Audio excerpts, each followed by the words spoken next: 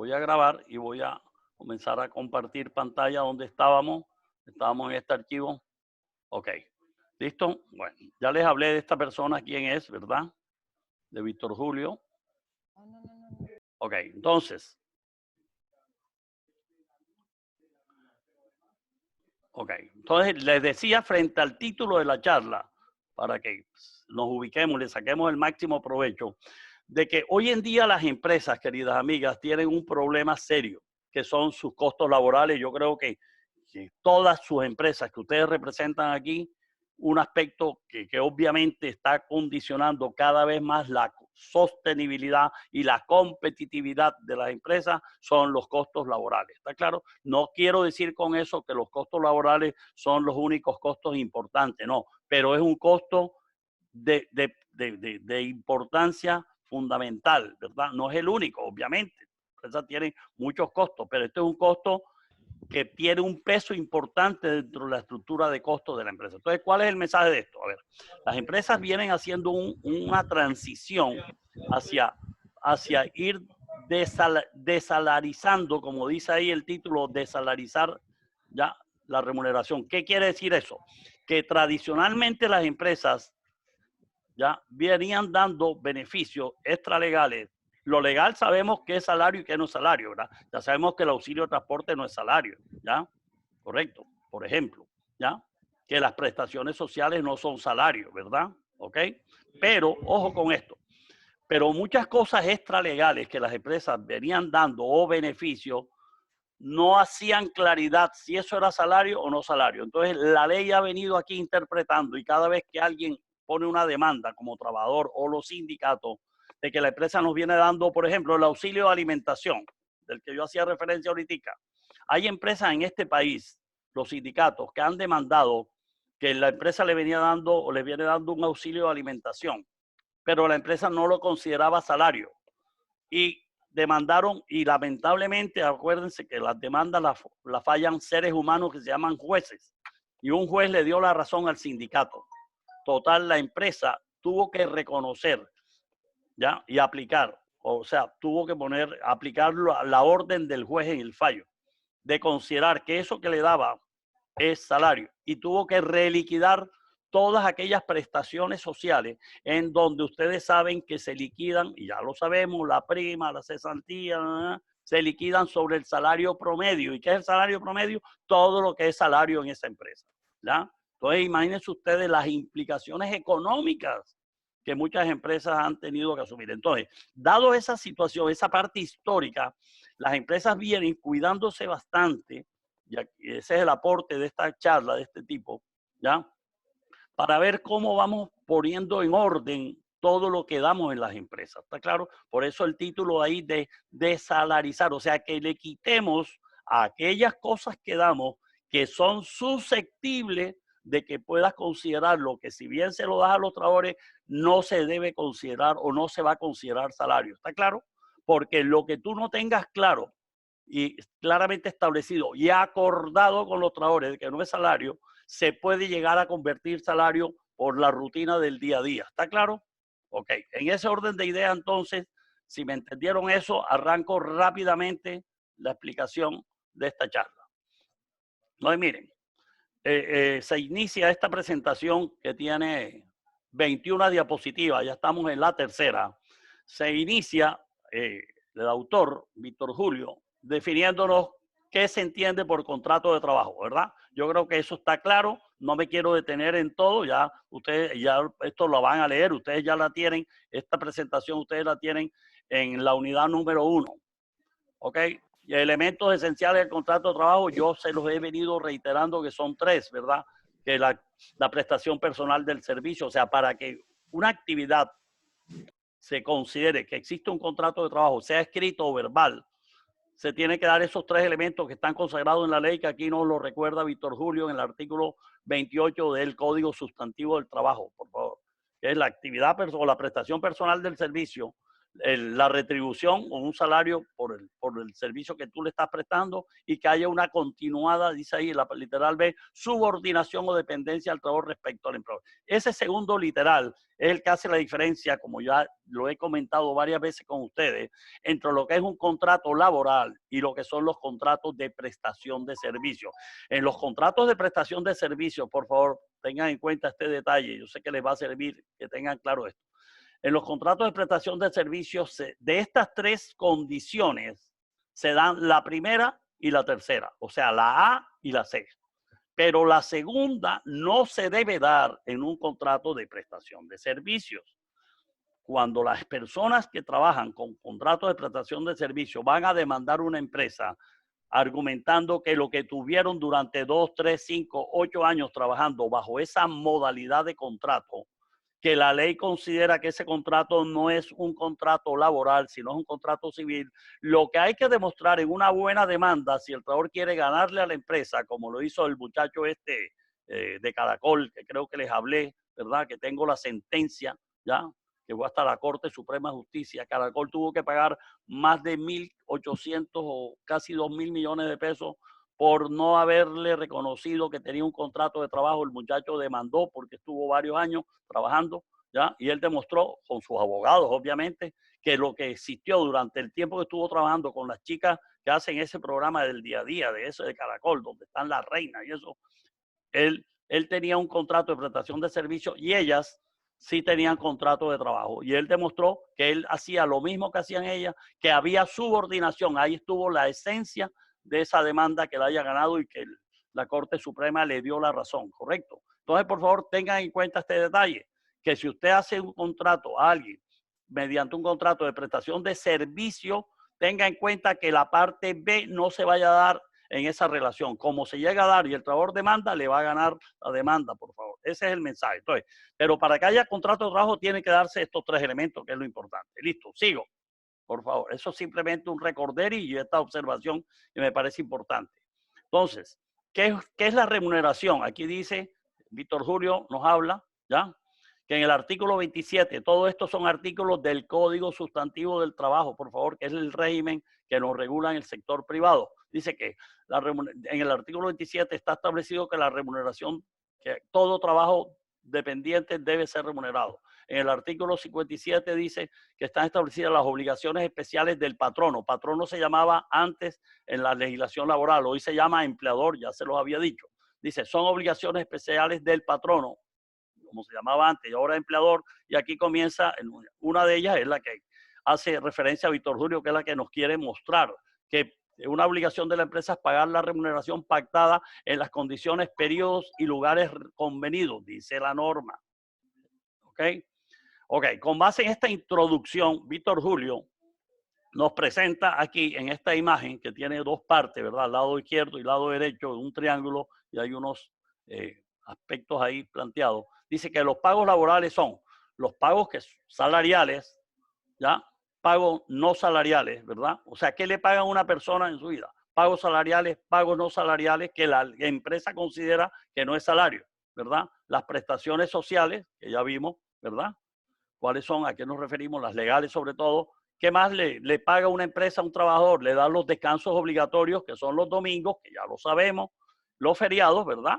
Y las vacaciones, ¿verdad? Son descansos obligatorios. Ahora, que cuando la persona trabaja los domingos y feriados, hay que pagarles como dijimos que hay que pagar.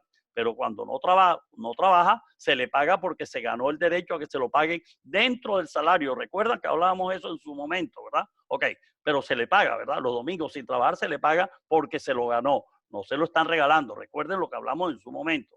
Además de eso, durante la vida laboral, la empresa paga indemnizaciones, como fue el caso del caso 2 del ejercicio 2 de nuestro taller, ¿verdad?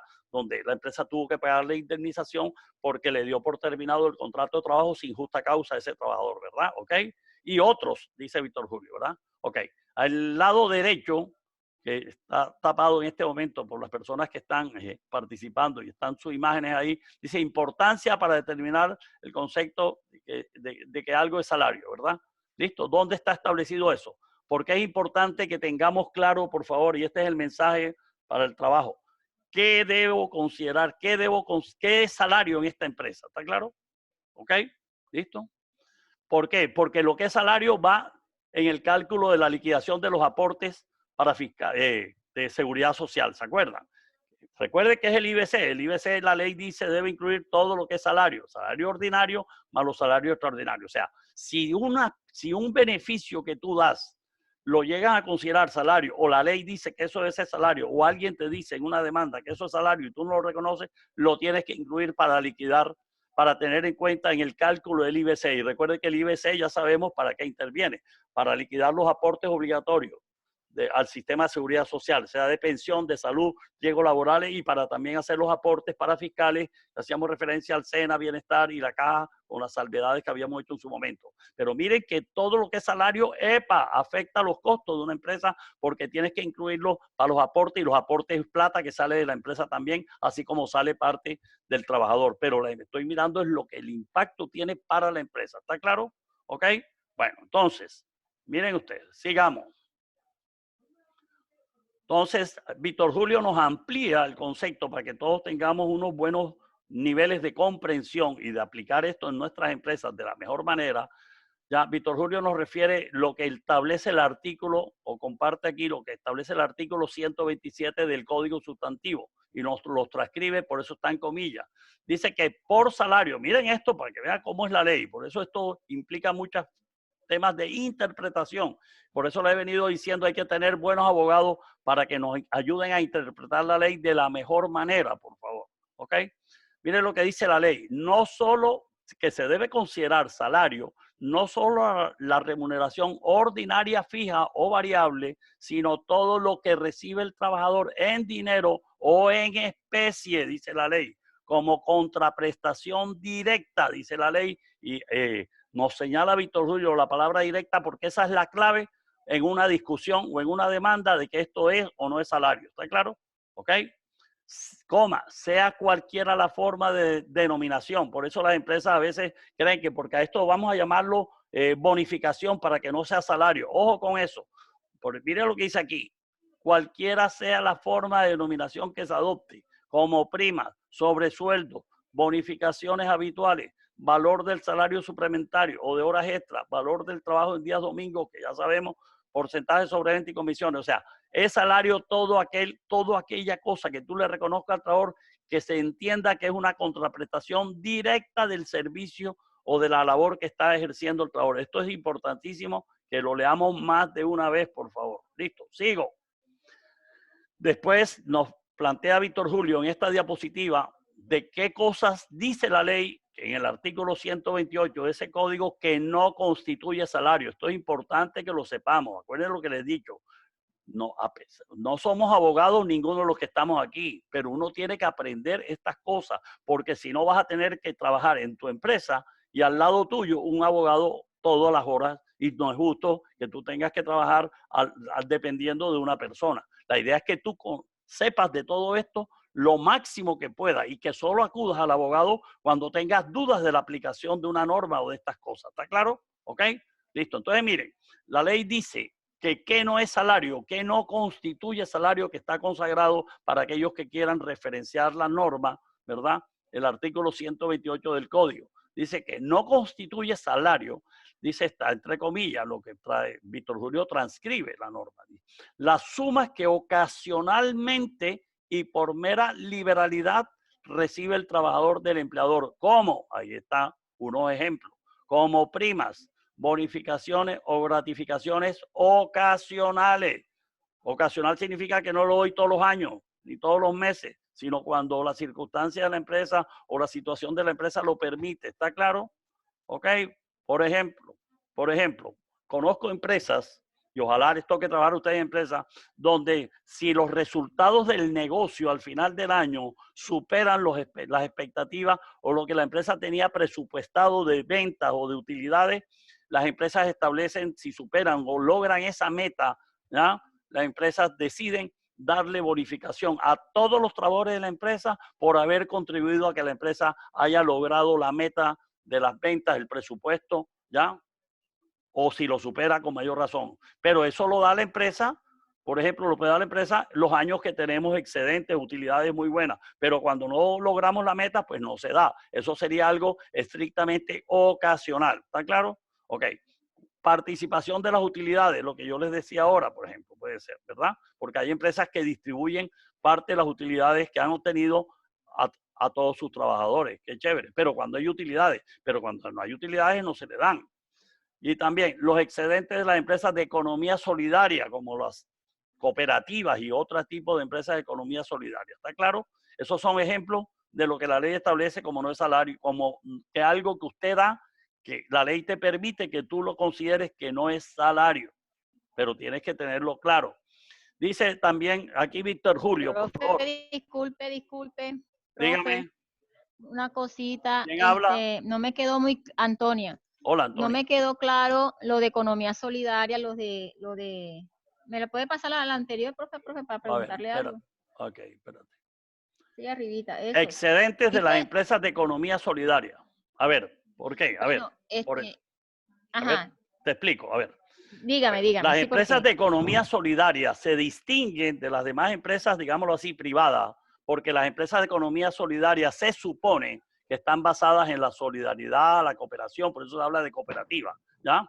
Profe, ¿Ya? yo sé todo eso, Ah, sí, bueno, yo entonces, a fui ver, secretaria ok, del bueno, por Consejo de eso, pero Administración de una acuérdate que tus cooperativa. compañeras no son expertas en esto, Antonia, por favor. Exacto, por eso Si estás haciéndome una por eso pregunta, pregunto. quiero que todos entiendanlo, Antonia, porfa. ¿Listo?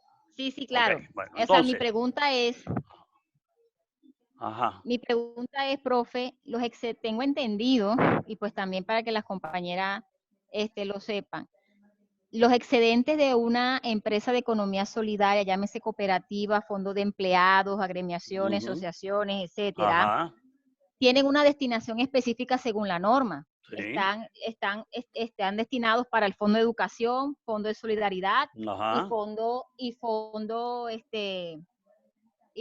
de, espérese que se me dio el otro fondo. Bueno, son 3 fondos a sí, los sí, cuales se les va a dar el 50%, ajá, repartido 20, 20 y 10, sí, ¿sí?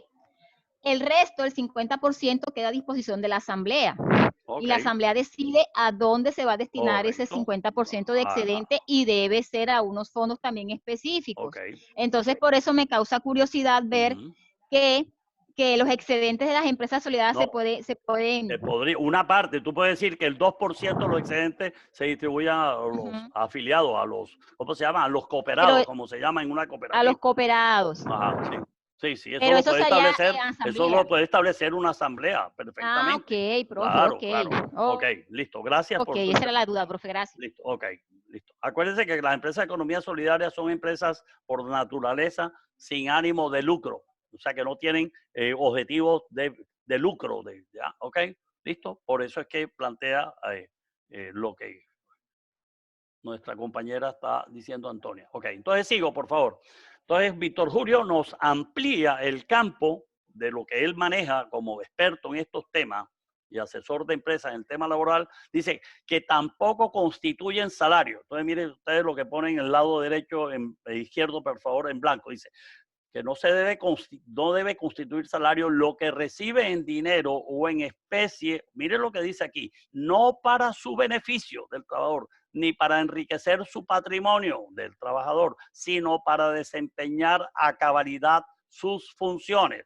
Eso hay que leerlo 20 veces, por favor. Listo. Lo que recibe en dinero o en especie el trabajador, no para enriquecer su patrimonio, no para su beneficio ni para enriquecer su patrimonio, sino para desempeñar a cabalidad sus funciones, tales como, pone ahí como ejemplo, leamos algunos, medios de transporte, puede ser, ¿verdad? Tú le des un auxilio de transporte, eso puedes establecer que eso no es dinero, ya no es, perdón, no se considera salario para ningún efecto prestacional en esta empresa. Y ese sería el argumento para que eso la ley te lo acepte. Si frente a una demanda estoy hablando, ¿verdad? O convencer a los trabajadores, ¿ok? De por qué no se debe considerar esos salarios en esta empresa. Está claro, hay empresas que sí lo consideran salario. El sindicato en una negociación colectiva, y a mí me ha pasado, ellos te piden que todos los auxilios, bonificaciones, el auxilio de alimentación, de transporte, todo eso se meta como salario, se incluya. Y tú verás si como empresa lo aceptas o no lo aceptas. Si lo aceptas, obviamente que le vas a generar un perjuicio grandísimo a la empresa. Por eso es que quiero advertirles, por favor, amigas y amigos, de que deben tener mucho cuidado con este tema de lo que considera salario y no salario. Y obviamente los sindicatos tratan de imponerte en una negociación, ¿ya? Y de presionarte para que la empresa, todo lo que les dan a ellos sea salario. Y si eso es salario, ya te imaginas el monto de las prestaciones sociales. Porque acuérdate, las prestaciones sociales se liquidan con el salario promedio y entonces hay que tener todo lo que en esa empresa se considera salario, hay que sumarlo. Ojo con eso. Entonces, mire, medio de transporte, elementos de trabajo, por ejemplo, el computador, ¿ya? El celular, eso no puedes considerarlo, ¿ya? Que lo que te costó el computador o lo que pagas todos los meses del arriendo, de tener el servicio de celular, tus trabajadores, eso sea salario. Ojo con eso. Gastos de representación que le dan a muchos ejecutivos y directivos de las empresas, ¿verdad? Para hacer relaciones sociales, pagar el club, cosas sociales, ¿verdad? ¿Ok? Porque a la empresa le interesa que la persona tenga buen nivel de relacionamiento en la sociedad, lo que tú quieras, ¿ok? ¿Listo? Aquí dice, las prestaciones sociales que tratan los títulos 8 y 9 del Código Sustantivo del Trabajo. Por favor, eso sí, en este momento no las tengo presentes, tocaría consultarlas, pero ahí está referenciado y ustedes pueden entrar a buscar el Código Sustantivo en Google, qué dice el título 8 y 9 y cuáles son las prestaciones que se refieren ahí. Yo me imagino que son, por ejemplo, ¿qué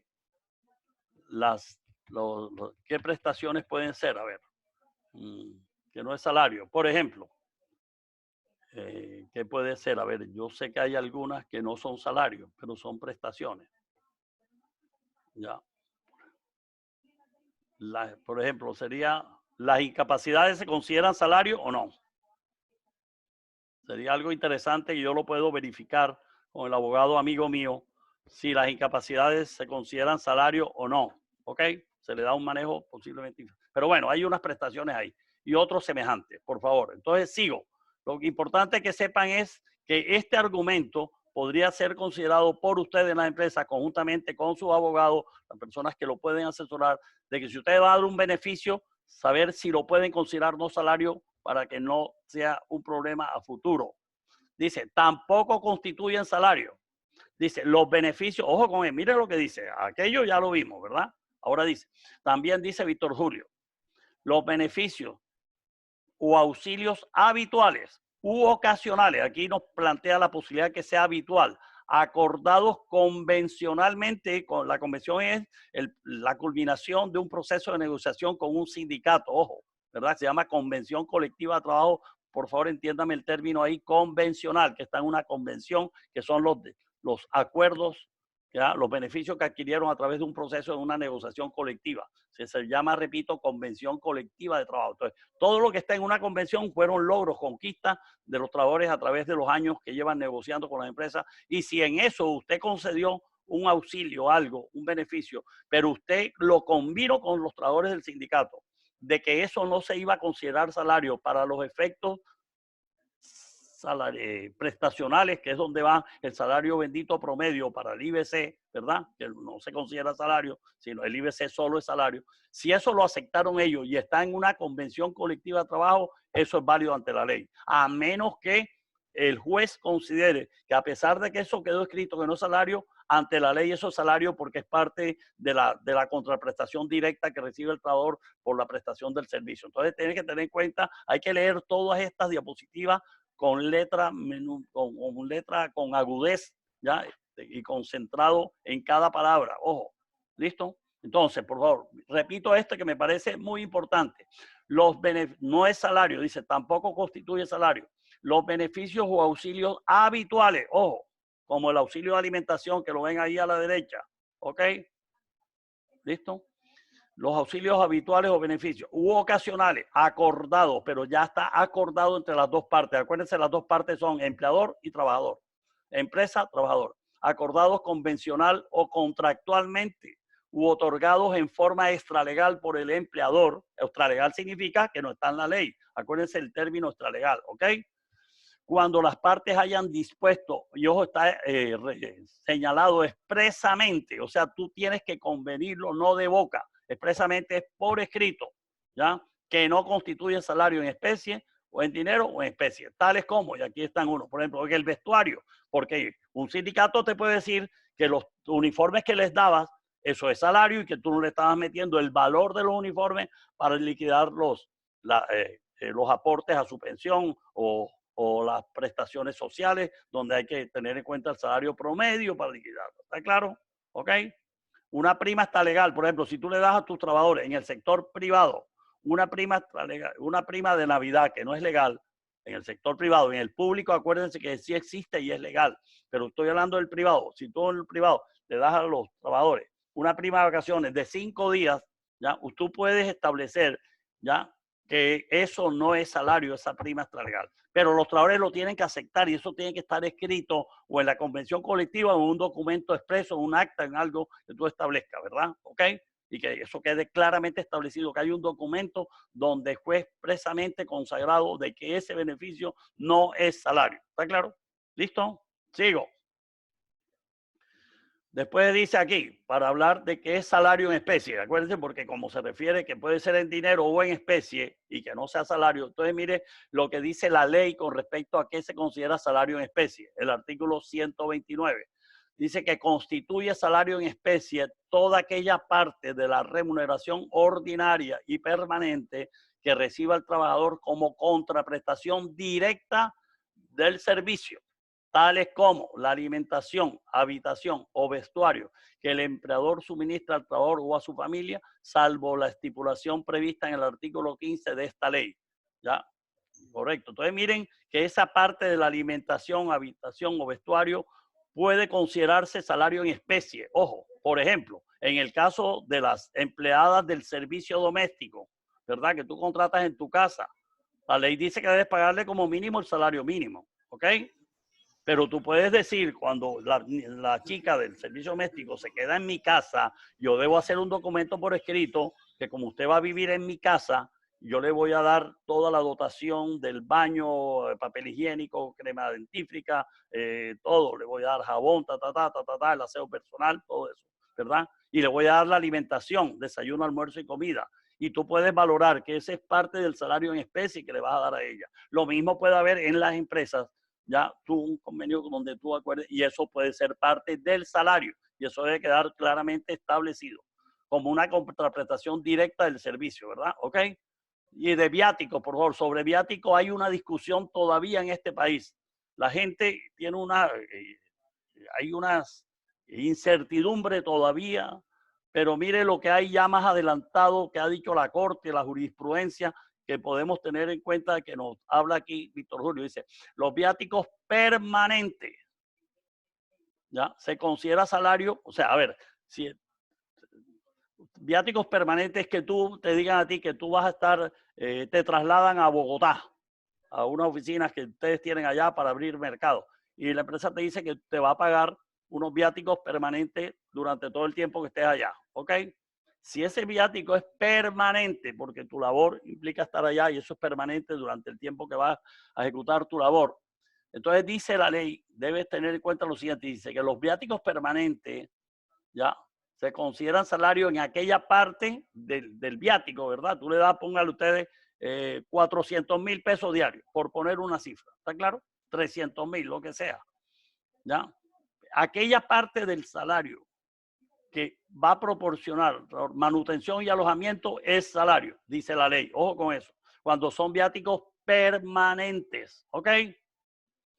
Pero no es, pero bueno, a ver, tú le das 300,000 o 400 diarios, pero de eso es una parte para manutención o alimentación, lo otro para el alojamiento, ¿verdad? Pero el resto es para transportarse, para otros gastos personales, ¿ya? Entonces se considera que es salario solo la parte del total, me va para eso. Por eso es que hay que, cuando tú le das a alguien viáticos permanentes, tienes que decir en esos viáticos qué parte, qué porcentaje del total que le da es para alimentación y para alojamiento y qué parte no, porque lo que es para manutención y alojamiento debes considerar los salarios por ley. Ojo, entonces esto hay que tener cuidado y las empresas hoy no todas tienen esto claro. Todavía esto sigue siendo motivo de controversia. Y cuando les hable al final, si nos da tiempo hoy, de lo que es la UGPP está haciendo énfasis en que si tú a unos trabajadores, porque ellos revisan tus nóminas y ve que les está dando salario permanente y no estás metiendo la parte que se puede considerar de manutención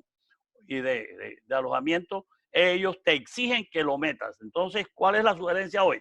Que tú cada vez que pagas viáticos, si son permanentes, tienes que decir qué porcentaje es para manutención y qué alojamiento, porque esa parte sí es salario y tienes que meterlo cuando liquides ya las prestaciones sociales, donde tienes que obtener el salario promedio, y si esos salarios lo tienes que incluir, y lo mismo para el cálculo del IBC, tienes que incluir eso como salario, porque tú la ley te dice que es salario. Entonces, fíjense, ya. Profe, quisiera complementarle aquí en esta parte de los viáticos, Ajá. que, porque a mí me ¿Quién toca habla? Arlen.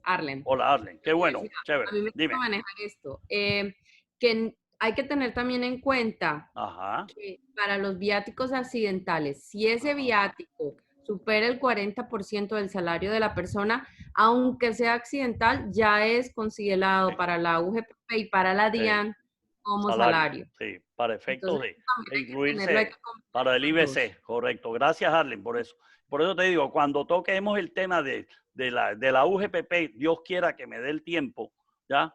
Me voy a referir a ese aspecto que es demasiado importante y es un motivo que hemos tenido las empresas cuando hemos tenido las famosas visitas de esa entidad que se llama la UGPP, porque a todas nos han obligado a tener en cuenta cosas que antes no teníamos, como esta parte del 40% de aquellas cosas. Correcto, listo. Ok, listo. Entonces, sigo, por favor. Vamos a avanzar rápido, faltan 10 minutos. A ver, Víctor Julio consideró pertinente en esta presentación, donde estaban puros gerentes o directivos de gestión humana, habíamos más de 200 personas en esta charla, ¿correcto? Él consideró pertinente que reflexionáramos sobre esto. Él nos puso la exposición de motivos. ¿Ya? Toda ley, cuando va a ser expedida, tiene una exposición de motivos. O sea, ¿qué es lo que motiva que usted quiera que esta ley se apruebe? Listo. Acuérdense que la ley 50, que se refiere aquí Víctor Julio, ¿ya? Es la ley 50 que el gobierno de Gaviria, que ya yo les he hablado de esa ley, ya donde se estableció el salario integral, fue en esa ley, donde se estableció la figura de que los trabajadores podíamos ser considerados de dirección, confianza y manejo para que dentro del salario estuviera pagado todo y no nos tuvieran que pagar todo el tiempo adicional, ¿se acuerdan? Todo eso, donde se murió el sistema tradicional de donde el sistema de retroactividad de cesantías, que era muy bueno para los trabajadores, y apareció el sistema nuevo que tenemos hoy, fue en esta ley, ¿está claro? Entonces, esta bendita ley, que también es una gran reforma laboral en Colombia, que benefició bastante también a las empresas, dice que una de las exposiciones de motivo de esa ley dice, o sea, que por qué se originó esa ley. Dice, en muchas ocasiones la empresa quiere conceder ciertos beneficios socialmente válidos y útiles al trabajador, pero se abstiene de hacerlo en razón de unos costos inciertos, ocultos y sorpresivos que nadie ha previsto, pero que se producen por virtud de las interpretaciones extensivas que se hacen en torno a la norma, es decir, las interpretaciones que se hacen. Entonces, eso fue una motivación para que fuera aprobada la ley 50, que trató de ser un poco más claro en estos conceptos de esto. ¿Correcto? ¿Listo? Por eso él lo trajo a consideración aquí. Sigo. Y ahora viene Víctor Julio en la parte final de esta presentación de 21 diapositivas. Estamos en la 13, ¿ya? Habla de lo que es el concepto de desalarización, o sea, cómo vamos transformando en las empresas cosas que han sido salarios, se han considerado salarios, para que, o cuando vayas a dar cosas nuevas, que tener en cuenta que no se considere salario, porque si lo considera salario, eso va a ir en detrimento, repito, de la sostenibilidad a futuro de la empresa, porque ya saben ustedes las implicaciones que se tienen cuando algo se considera salario. Creo que ahora me entienden mucho más, por favor. Lo ideal es que tú puedas dar, por lo menos yo en las negociaciones colectivas que he hecho con sindicatos en los últimos años, trato de que todos los beneficios que me pidan los trabajadores, en el caso en que la empresa estemos de acuerdo con conceder un beneficio, todo está condicionado a que se les da siempre y cuando se acuerde entre las partes, y eso debe estar expresamente establecido, que no se considerará salario para ningún efecto. ¿Está claro? Si eso lo aceptan, estamos dispuestos a concederlo. Eso es lo que la postura, digámoslo así, que a nivel de políticas de las empresas hemos tratado de implementar. ¿Correcto? ¿Ok? Entonces, ese es un buen mensaje para ustedes. Entonces, miren lo que se entiende por desalarización. Dice, es el acuerdo expreso que entre empleador y trabajador que algunos beneficios en dinero o en especie habituales u ocasionales que pudieran tener connotación salarial no la tengan, porque tú la acuerdas expresamente. ¿Ya? ¿Okay? La ley lo acepta, a menos de que aunque tú lo tengas por escrito estés violando la ley. Por ejemplo, tú no puedes convencer a unos trabajadores que no entiendan estos temas, de decirle, mire, de aquí en adelante el pago los domingos no es salario. Pueden firmártelo los trabajadores, pero eso va contrario a la ley. ¿Está claro? ¿Sí me siguen? ¿Sí me han entendido eso? Si yo quiero engañar a mis trabajadores, profe. yo puedo decirle, óyeme, pero ¿sabes qué? Vamos a considerar que los pagos de domingo no se considere salario. Ah, bueno, listo, como usted diga, jefe. Suponte que los trabajadores hagan y firmen. Aunque tú lo consideres que no es salario, en una demanda, en una reclamación, el juez que interpreta la ley te va a decir, que, señor empresario, venga acá, por más de que los trabajadores hayan escrito y hayan aceptado eso, usted No abusó de la ignorancia de los trabajadores. Eso es salario, aunque ellos hayan firmado que no lo era. Eso es lo que te va a decir un buen juez. ¿Está claro? La ley. Profe, ¿Okay? para dar algo a conocer también, o sea, para decir algo, es que el trabajador no puede renunciar a sus derechos de ley. Así es. Porque eso pasa mucho, por ejemplo, con las empleadas de servicio doméstico. Así es. Que ellas vienen con el CISBEN, ¿verdad? Y tienen de pronto algunos alivios, de pronto algunos beneficios, sí. y de pronto la persona a la casa de familia donde van a trabajar los quiere afiliar porque conoce de la norma y sabe cuáles son las consecuencias si no lo hace. Sí. No, mira, te voy a afiliar a la EPS, a pensión, a caja de compensación, todo lo que me toca pagar tu seguridad social. Ay, no, doctora, pero es que yo no me quiero salir del CISBEN, que si usted me saca y no sé qué. Entonces hay que decirle, me da mucha pena, pero es así o no trabajas conmigo porque yo no puedo abusar de tus propios derechos, ni tampoco tú tampoco puedes renunciar a tus propios derechos. Muy bueno tu ejemplo. Okay. Creo que queda claro, por favor. Ahora, ¿cuál es el mensaje de esta diapositiva? Que tú sí puedes llegar a acuerdos expresos con tus trabajadores, viendo ustedes representantes de la empresa. Ustedes son los empleadores, por favor, en estos procesos de acuerdo o de establecer cosas o de otorgar beneficios. Y fíjense lo que dice, que algunos beneficios en dinero de especie, habituales o ocasionales, pues es habitual, que pudieran tener connotación salarial, no la tengan. Pero ojo, que hay que tener cuidado que vayas a ir en contra de algo que expresamente en la ley son derechos inviolables o no renunciables, como lo decía expresamente Antonia, ¿correcto? Entonces, mire, ¿cuál es el mensaje acá? ¿Cómo puede ir la empresa trabajando en esta dirección? Que es lo que están haciendo muchas empresas. ¿Está claro? De aquí en adelante. ¿Ok? El acuerdo debe ser escrito o verbal. ¿Qué creen? Donde expresas que eso que vas a dar, ese beneficio, ese auxilio, no se considerará salario. ¿Creen que lo pueden hacer verbal o por escrito? Escrito y debe estar en el contrato de trabajo. Y si no está en el contrato inicial, debe ser añadido. Y si no, un anexo del contrato. Si no, un anexo que el trabajador firme. ¿Listo? Ok. Que los beneficios pueden ser en dinero o en especie. También lo puede considerar que no es salario. Y hay una condición sustancial que debe decir que eso no es salario porque no está relacionado con la relación directa de tu trabajo. ¿Ok? Ok. Cuando tú puedes considerar que el beneficio, una parte puede ser salario y otra no, dice ahí, hay una ley que dice aquí, Víctor Julio, yo no la he trabajado mucho, pero él la menciona aquí que vale la pena conocerlo, ¿verdad? Ah, bueno, no. Ok, por favor. Cuando hablemos de la UGPP, esto es lo que hacía referencia a Arlen, ¿ya? Que hay una bendita ley que fue de temas tributarios, pero el gobierno metió un mico chévere. Y el mico chévere es el que nos tiene hoy, que la UGPP nos tiene contra la pared, que nos aplica esta ley, que yo no la conocía cuando me llegó la visita en Colechera de la UGPP, que dice que si tú en un mes le pagas a los trabajadores beneficios que no son salarios en tu empresa, y los tienes escritos, y está todo claro, pero si en el mes lo que le das por beneficio o auxilio que no son salarios supera en el mes, ¿ya? Entre lo que es salario y no es salario, el 40%, lo que exceda del 40% lo tienes que considerar salario para el cálculo del IBC. Y acuérdense lo que significa el IBC, sí, aporte de pensión, salud, riesgo, cena, bienestar y eso, las empresas que tienen que hacerlo. Y estamos hablando de que esos son costos para la empresa, por favor. ¿Listo? Ok, por eso hay que tener mucho cuidado con esos beneficios no salariales. ¿Ya? Ok, yo tuve problemas